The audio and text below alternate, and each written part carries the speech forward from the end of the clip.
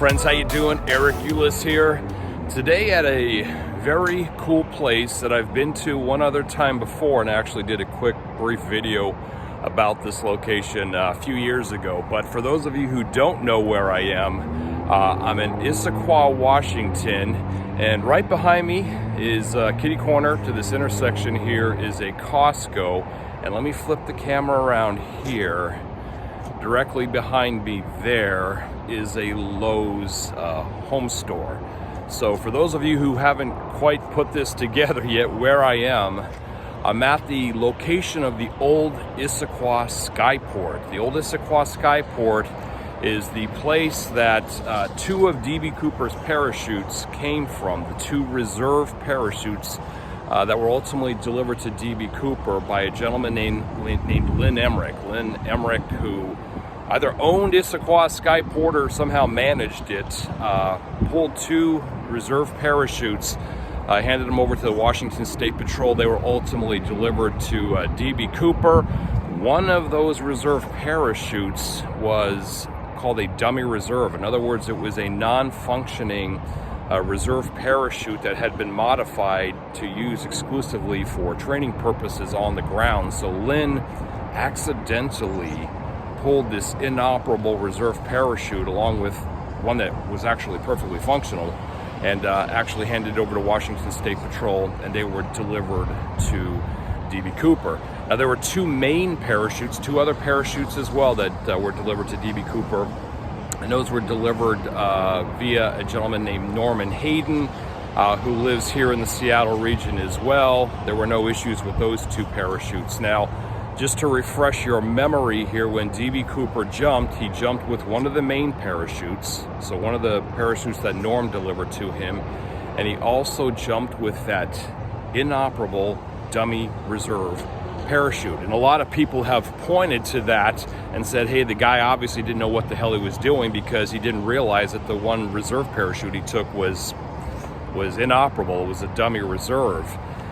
I disagree with that, and here's the reason why. The reason why is because normally when you have a reserve parachute and you have a main parachute, there are these things called D-rings that are attached to the main parachute that enable the reserve to be clipped onto the main parachute. So normally you would have the main parachute on your back and the reserve is attached to your front, and there are these rings that the reserve essentially clips onto the main parachute.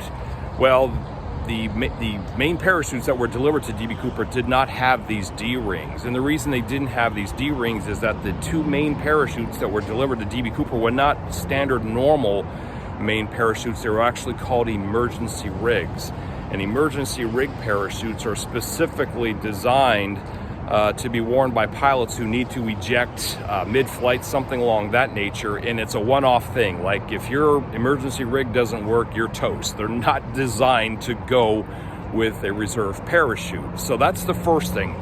Whether D.B. Cooper took the dummy reserve parachute or fully functioning reserve parachute, doesn't matter. He could not attach either one of those parachutes to the main parachute that he ended up jumping with, this emergency rig that he jumped with.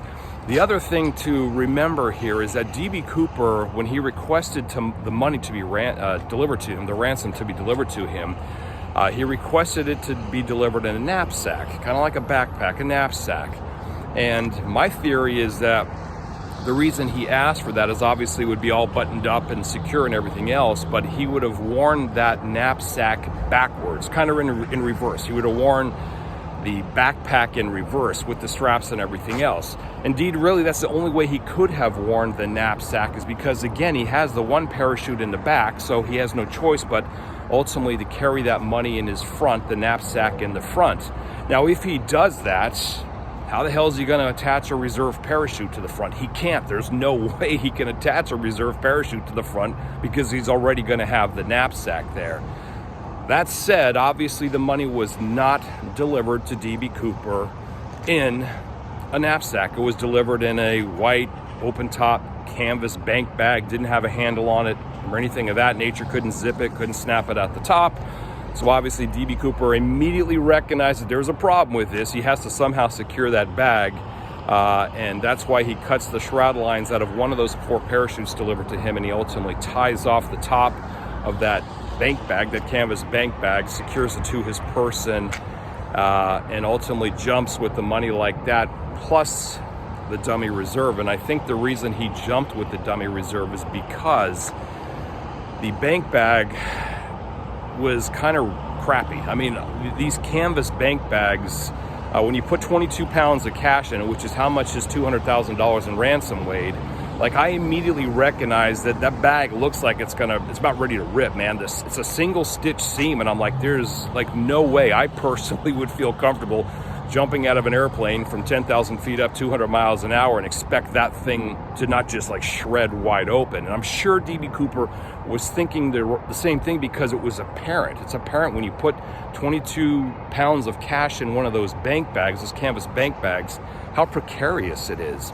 So I believe that D.B. Cooper lightened the load. He took, some of the cash out. If I had to guess, I'm saying 40, 50 grand, something of that nature, to lighten the load in that bank bag before he tied it off and everything else. Now, the excess cash that he took had to go somewhere. He didn't leave it on the jet. We know that for sure. I theorize, my thought is that what he did is he actually took that 40 or 50 grand of overflow cash, excess cash, what have you, and actually stuffed that into that dummy reserve parachute that he took. Now the question may be, well, why did he choose that parachute to stuff the reserve cash in? The reason why is part of how the dummy reserve was modified was the canopy. That parachute canopy had about half of the panels cut out of it. Half of the panels were cut out of it, and the canopy was sewn together there, with essentially half of the canopy removed. The reason that was done is that they wanted to essentially lighten the load on that dummy reserve parachute when students are on the ground pretending to deploy it. They're practicing deploying it. A normal reserve parachute, when packed, is very tight. Like, there's like virtually no excess space in there at all. So it's a little bit difficult if you're training with that on the ground to have to kind of cram that back in there every time when a student is using it. By removing some of the canopy, half of the canopy, or some of the shroud lines, it becomes a lot easier to kind of go through the motions or practice the motion of deploying the parachute if you need to, and then kind of throwing it back, cramming it back in the bag, and continuing to do what you do. It's just logistically, it's just easier to do. So the effect of that, or the net effect of doing that, removing half of the canopy, is that it's a lot lighter pack. So D.B. Cooper could have easily felt, and would have easily felt, that the parachute's almost kind of squishy.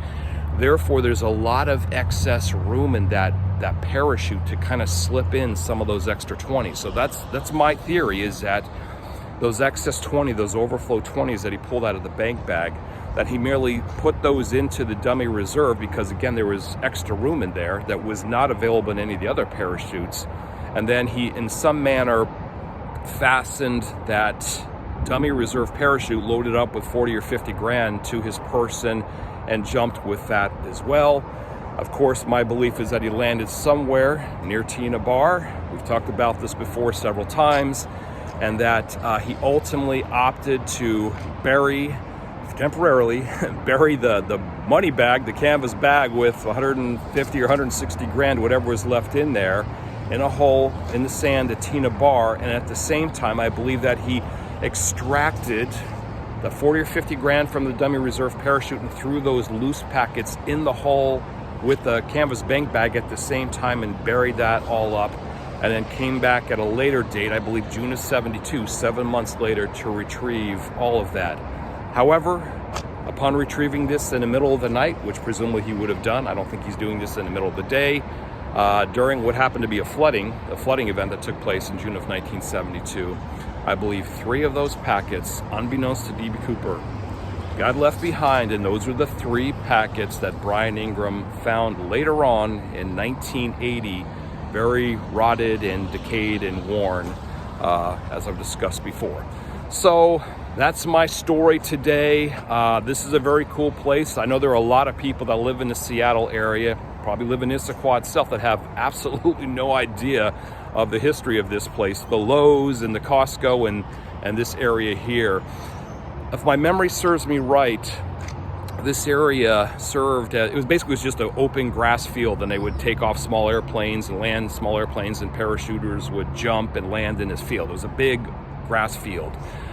And the land that Issaquah Skyport was on was leased by somebody. I mean, I know that Issaquah Skyport had leased it from someone. I'm not sure exactly who the owner was, but nonetheless, I believe it was July of '85 that the Issaquah Skyport shut down because the landowner opted not to renew the lease. The landowner opted to sell the land to obviously a commercial developer. And that's what we have today. So we've got a Lowe's, we've got a Costco, we've got TGI Fridays, I believe, just off to my left here.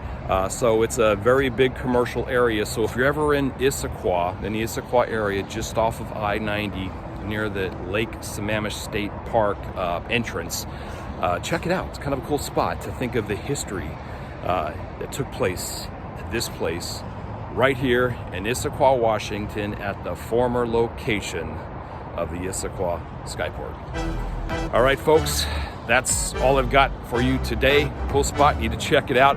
Of course, if you have any comments or questions, feel free to shoot me an email at eric@ericulis.com. And until next time, folks, cheers.